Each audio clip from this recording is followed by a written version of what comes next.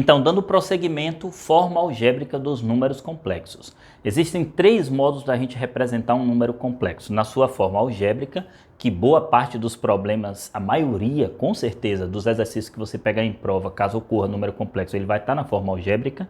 A forma trigonométrica, que alguns exercícios a gente vai operar, às vezes por obrigação, né, porque você tem que aplicar na forma trigonométrica de acordo com a questão, às vezes porque vai ficar menos difícil operar do que na forma algébrica. E a forma exponencial, que o ensino médio não costuma cobrar. A gente vai ver duas maneiras de escrever o número complexo, de representar o número complexo, forma algébrica do complexo e forma trigonométrica dos complexos. A forma algébrica, na verdade, a gente já viu, resolvendo as equações, a gente consegue, as equações em segundo grau que eu botei como exemplo, a gente consegue desenvolver e a gente percebe que uma boa parte delas a gente tem essa estrutura, né? Um pedaço que é real, outro pedaço que é imaginário. E assim a gente vai dizer que um número complexo escrito na forma x mais y, ele está na sua forma algébrica, de modo que isso aqui a gente chama de coeficiente real do complexo, ele não tem o i acompanhando, né? Tem essa notação, RE de z, né? Coeficiente real, e coeficiente imaginário, somente o y. Né? Isso aqui é um pedaço imaginário, somente o y. Então, se eu tiver somente o y aqui, você tem a parte imaginária de z. Pode ocorrer, óbvio, desse y ser nulo, aí você teria uma particularidade, que é o chamado número real mesmo, né? Então, se você pegar um número que ele não tenha o pedaço imaginário, óbvio, ele é número real, desde sempre a gente sabe disso. E também uma outra particularidade, né? Se esse coeficiente aqui for nulo, por exemplo, o número 5i apenas. O número 7i, diferente de simplesmente ele ter 2 mais 3i, ele ser só o 3i, por exemplo. Então, se o número, porventura, for simplesmente essa estrutura aí, ele tem um nome específico, né, que a gente chama de imaginário puro, um número imaginário puro. Mas o complexo, de um modo geral, a gente escreve assim, né, podendo ele ser real, podendo ele ser imaginário puro. De um modo geral, número complexo está aí, né? A gente dá esses nomes, são só nomenclaturas aqui inicialmente, né? Outra nomenclatura que a gente vai usar na sequência, quando estiver estudando a representação dos números complexos no plano de Argand e Gauss, que a gente vai levar os números complexos para o plano cartesiano, considerando o eixo dos x como o eixo dos números reais e o eixo dos y como dos imaginários puros. E a gente, na verdade, vai fazer uma associação, né? A cada número complexo você faz uma associação com um par ordenado do plano cartesiano e esse par ordenado é chamado de afixo. A gente vai ter um pouco de utilidade desse par ordenado aí quando a gente estiver estudando a forma trigonométrica. Outra definição que vai ser importante para a gente, especificamente quando eu estiver falando das operações aqui, mais precisamente falando divisão de números complexos, é a definição de dois números complexos quando eles são conjugados. É só o nome, simplesmente a gente define isso aí e acaba aceitando o nome, né? Dois números complexos são ditos conjugados, então se você tem esse z uma vez definido aqui, o que a gente chama de conjugado de z é aquele número complexo que conserva a sua parte real em relação ao z e tem a parte imaginária simétrica. Então, se eu escrever, por exemplo, as raízes de uma equação de segundo grau, se ela tem lá o delta negativo, você acaba achando dois números complexos como soluções. E, em geral, eles são conjugados, alguma coisa do tipo 3 menos 2i, 3 mais 2i. Então, se dois números complexos possuem mesma parte real e parte imaginária oposta, eles são chamados de conjugados. Então, você poderia ter isso aqui, ó, 5 meio mais raiz de 7i, 5 meios menos raiz de 7i. Então, dois complexos são conjugados se eles mantêm parte real e têm parte imaginária simétrica. Isso é só nome, não tem muito o que discutir, né? Mas a gente precisa memorizar. Em termos de operações com complexos é o seguinte, as quatro operações iniciais, adição, subtração, multiplicação e divisão, a gente faz tranquilamente usando os complexos na forma algébrica.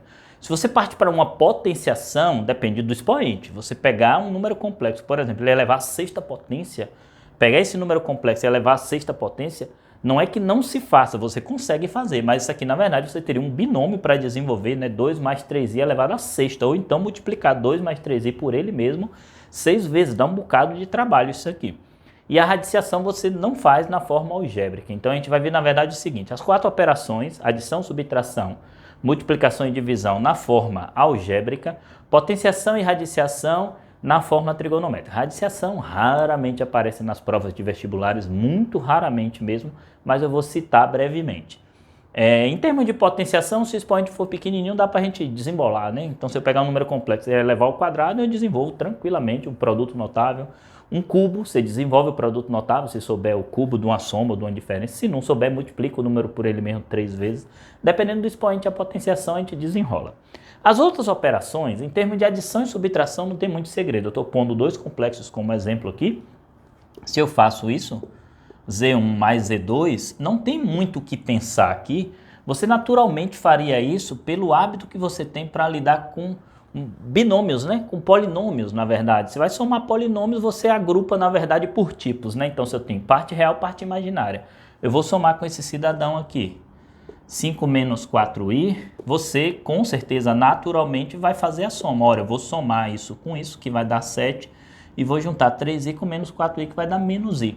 Então, adição de números complexos, subtração de números complexos, não tem nada de novo. A gente simplesmente soma por tipos de números, né? Nesse caso aqui, você não vai poder conseguir somar, você não consegue somar um número imaginário com um número real. Eles não se misturam em termos de soma e subtração. Então, você agrupa os reais entre eles, 2 com 5, 7, e os imaginários já foi, você fez a soma. Subtração é a mesma coisa. No caso da subtração, tem que ter um pouquinho de atenção.